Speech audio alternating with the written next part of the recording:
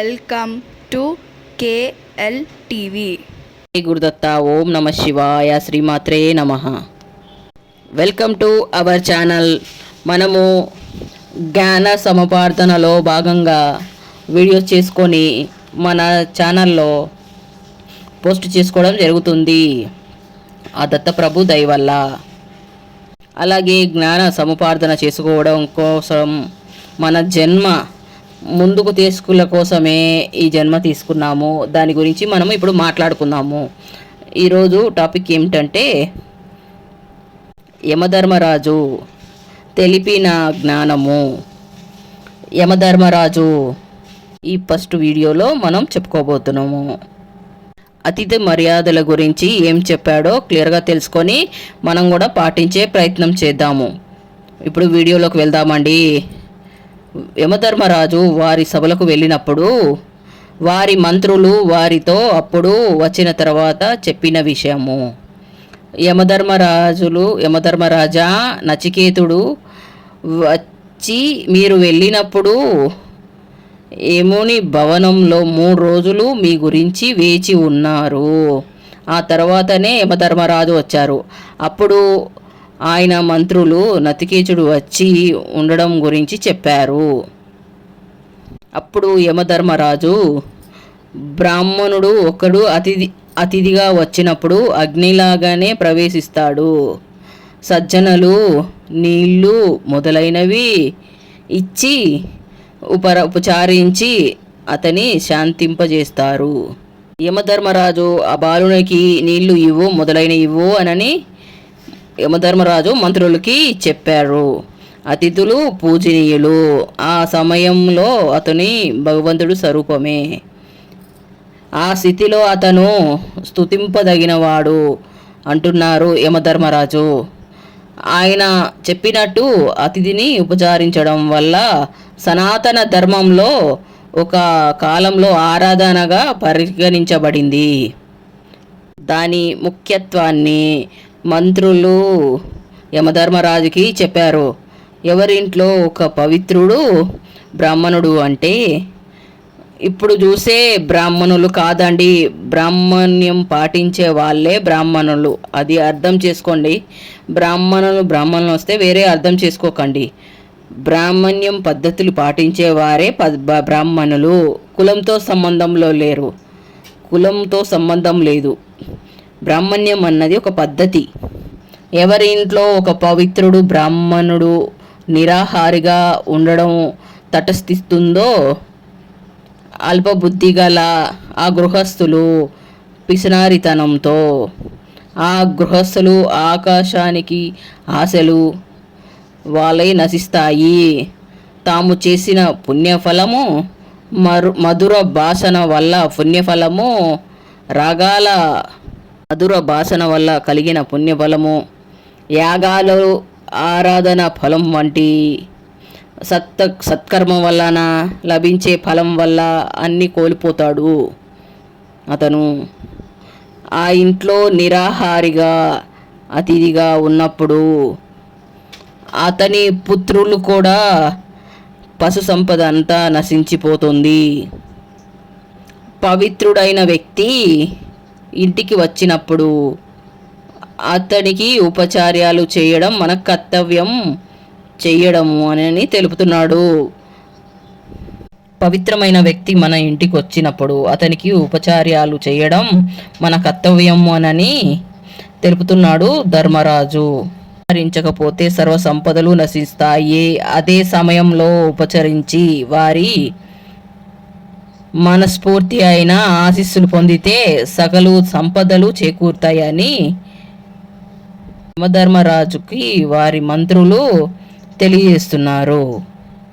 యమధర్మరాజు అతిథికి చేసిన ఉపచార్యం మంత్రులు చెప్పిన విషయము. యమధర్మరాజు తిన్నగా ఇంటికి వద్ద నచికేతుడి దగ్గరికి వెళ్ళాడు. ఉపచార్యాలు చేశాడు.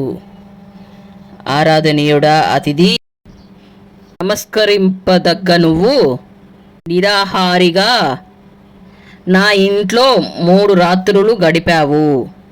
పవిత్రుడైన ఓ బాలుడా, ఆ దోషం వాటిల్లకుండా నాకు శుభం కలుగుగాక. నీకు నమస్కారము. నువ్వు 3 రాత్రులు గడిపినందుకు నా నుండి 3 వరాలు స్వీకరించు అని ఆ వచ్చిన బాలుణ్ణి యమధర్మరాజు అడిగాడు. యమధర్మరాజు, నీ దగ్గర నుంచి తిరిగి వెళ్తున్నా ఆ తండ్రి అయిన గౌతముడు అపార్థం చేసుకోకూడదు. నన్ను ఆదరించి మనోవ్యాకుత లేనివాడు అయ్యి సంతోషం నిండిన వాడయి కోపరితుడయ్యి నాతో మాట్లాడాలి. 3 వరాలలో దీనినే మొదటి వరంగా కోరుకుంటున్నాను.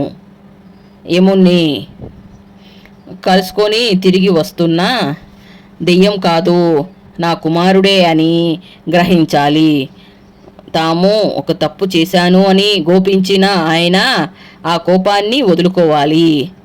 క్లుప్తంగా చెప్పాలి అంటే తల్లిదండ్రులు ఆదరించి స్వీకరించాలి అని నచికేతుడు మొదటి వరంగా కోరుకున్నాడు.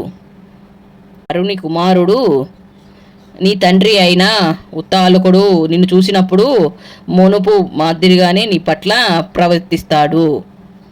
నా అనుగ్రహం వల్ల రాత్రులున నిద్రిస్తాడు, తిరిగిపోతున్నా నిన్ను కోపగించుకోడు అని చెప్పి మొదటి వరాన్ని నచికేతుడికి ప్రసాదించాడు.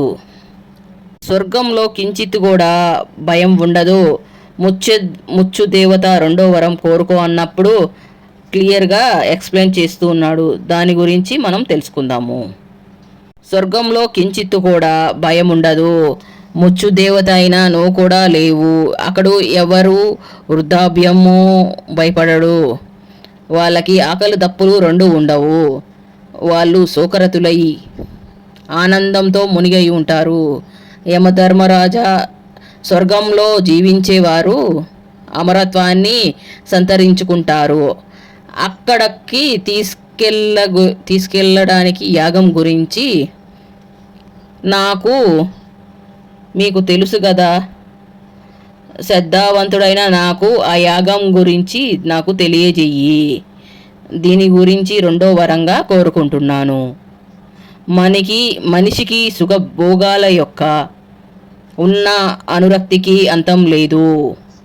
ఆయుష్ తక్కువ కనుక ఇక్కడ లభించని పూర్తిగా అనుభవించలేని సుఖాలని పరలోకంలో ఉన్నట్టుగా ఊహించి అక్కడికి వెళ్ళి సుఖభోగమయ జీవితాన్ని కొనసాగించాలని ఆశిస్తాడని అతడు. దీని పరావసరంగా జన్మించిందే అనురక్తికి అంతం లేదు. ఆయుష్ తక్కువ, ఇక్కడ లభించని, ఇక్కడగా పూర్తిగా అనుభవించలేని సుఖాలని పరలోకంలో ఉన్నట్టుగా అక్కడికి వెళ్ళి సుఖభోగమయ జీవితాన్ని కొనసాగించాలని ఆశిస్తాడు అతడు. దీన్ని పరివర్శంగా జన్మించిందే స్వర్గము అని భావన. అన్ని దేశ పురాణాలలోనూ ఈ భావన ఉండడం చూడవచ్చు. ఆకలి దప్పులు, వృద్ధాప్యము అన్నిటికీ పైన మరణం లాంటివి సుఖభోగాలకి అడ్డంకుగా ఉన్నాయి. కాబట్టి ఆ అడ్డంకులు లేని స్వర్గాన్ని మనిషి భావించాడు. స్వర్గానికి వెళ్ళడం వల్ల జీవితంలో సాధించడం అన్నిటికీ యాగాన్ని వేదకాలం నాటి సాధనంగా చేసుకున్నాడు మనిషి. స్వర్గం వెళ్ళడానికి ప్రత్యేకమైన యాగాలు రూపొందించబడ్డాయి. వాటిలో ఒకదాని గురించి యమధర్మరాజు 2వ వరంగా నచికేతుడు కోరాడు. యాగాలు బాహ్యంగా అనుసృష్టి చేయి. కొన్ని వస్తువులను తీసుకొని బాహ్యంగా చేసే క్రియలు పుణ్యాన్ని ఇవ్వవచ్చు, స్వర్గలోక జీవితాన్ని అందించవచ్చు. కానీ అంతరిగా పురోగతి అందిస్తుంది, అనుభూతిని కలిగిస్తుంది. ఆయన ప్రశ్న కాలక్రమంలో జన్మించింది. అంతరిగా అదుష్టానాలే ఆంతరిక పురోగిత కలిగిస్తుంది అనే భావన గట్టిపడింది. యాగాలు అంతర్ముఖమైనవి, విద్యలు రూపొందాయి. ఈ మంత్రంలో యాగము, యజ్ఞం గురించి చూద్దాము.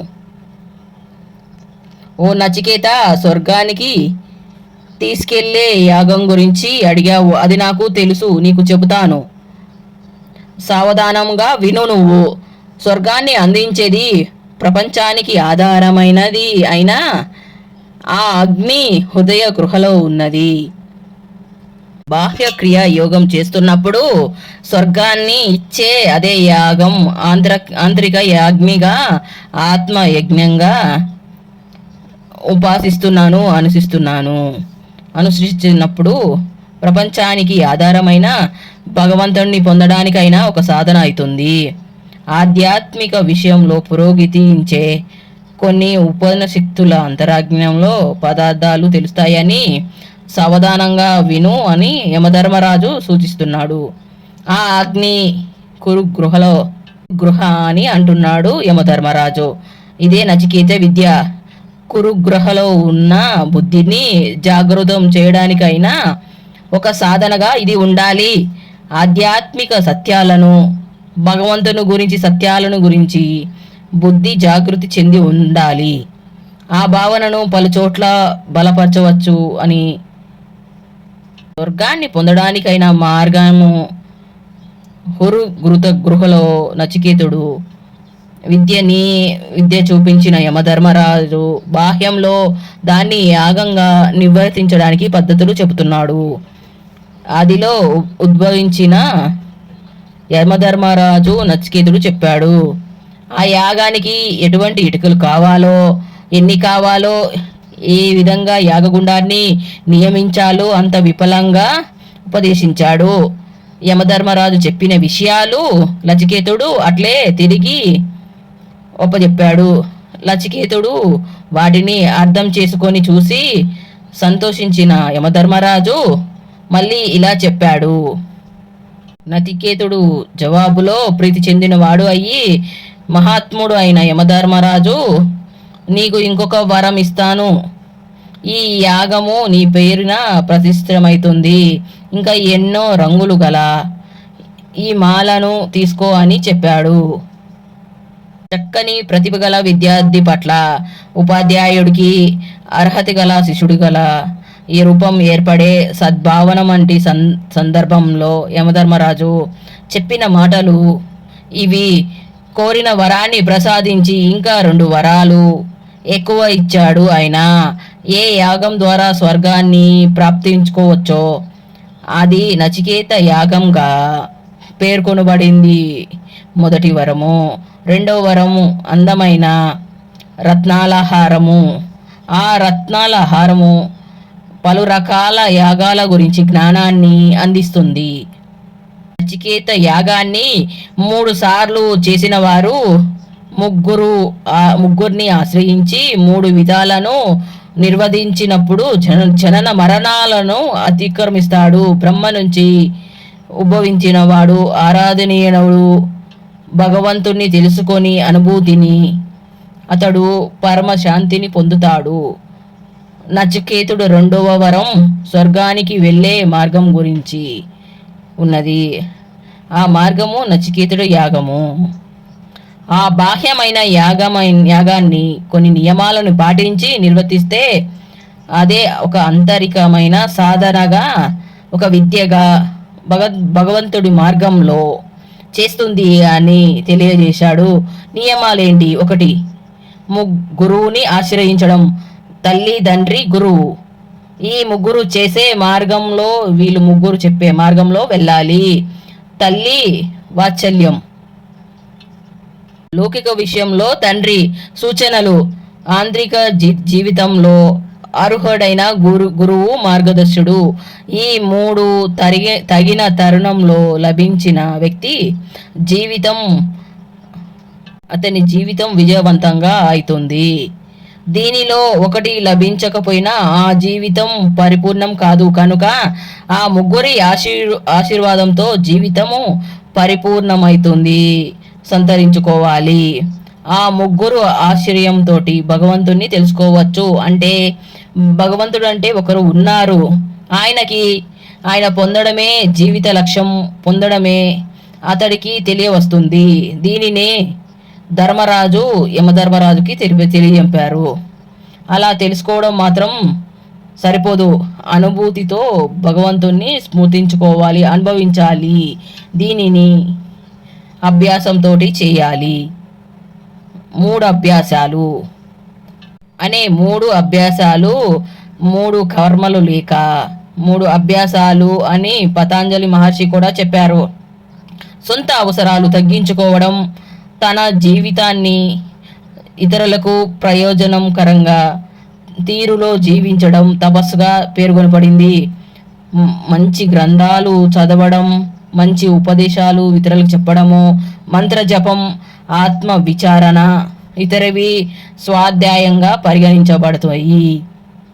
భగవంతుణ్ణి ఆరాధించడం, ఆయన్ని శరణు వేడి జీవించడం ఈశ్వరణం ప్రాణదాయంగా చెప్పబడింది. ఈ రకంగా 3 తోడ్పాటుతోటి 3 అభ్యాసాలు చేసే వ్యక్తి భగవంతుణ్ణి పొందుతాడు. ఆ భగవంతుడు ఎవరు? బ్రహ్మం నుంచి ఉద్భవించినవాడు, నిరాకార నిర్గుణ. బ్రహ్మ నుంచి ఉద్భవించినవాడు, నిరాకార తత్వ నిర్గుణ పరమోత్కృష్ట స్థితిలో భగవంతుడు బ్రహ్మంగా విరజిల్లుతున్నాడు.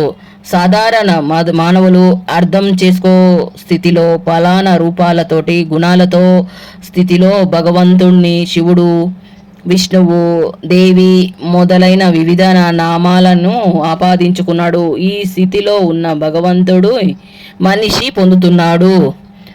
మరి ఇటువంటి అభ్యాసాల కర్మల ఫలమేమిటి? చెక్కు చెదరని శాంతి భగవంతుని వల్ల కాకుండా వేరే దేని ద్వారా లభించే శాంతి స్థిరమైనది కాదు.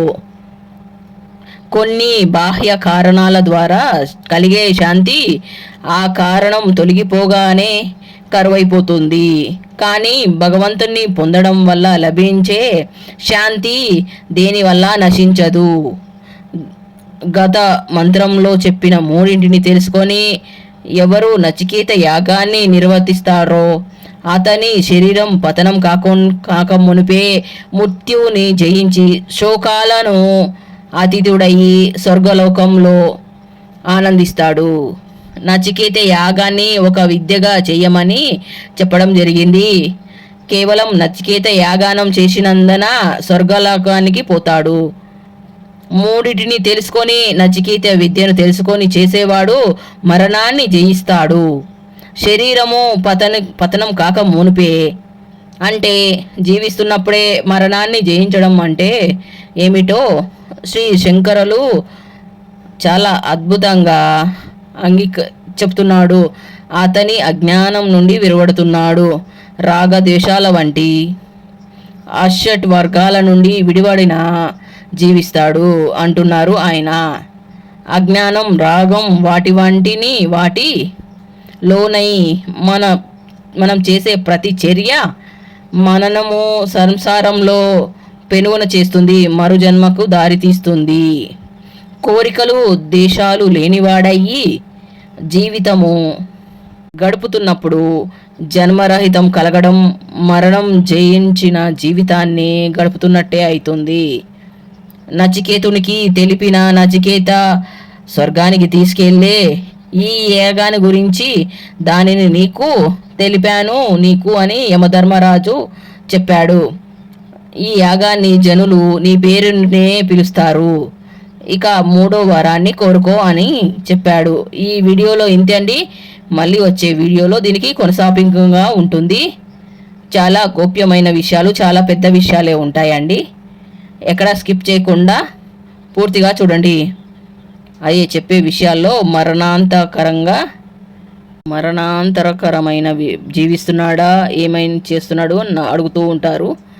యమధర్మరాజు చాలా కష్టంగా యమధర్మరాజు అవి చెప్పడానికి యమధర్మరాజు ఒప్పుకోడు. మళ్ళీ వచ్చే వీడియోలో పూర్తిగా మళ్ళీ తెలుసుకుందాము. ఇంత మంచి వీడియో చేసుకుని వచ్చినందుకు పూర్ణ పరమాత్ముడైన శ్రీ గురుదత్త ప్రభులకి కోటి కృతజ్ఞతలు, కోటి దండ ప్రమాణాలు. If you like this video, please like, share, subscribe